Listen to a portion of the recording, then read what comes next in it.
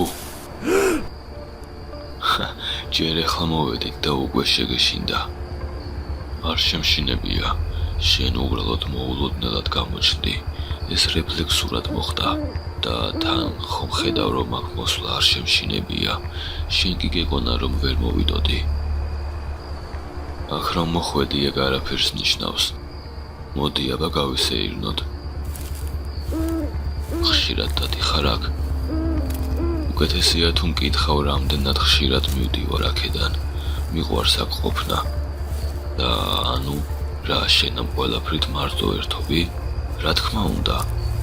იტყუები, შენც პირველად ხარ აქ მგონი. სერიოზულად, აქ ყოველი სამარხი ვიცი. წამო ყველაზე სასაცილოს განახებ.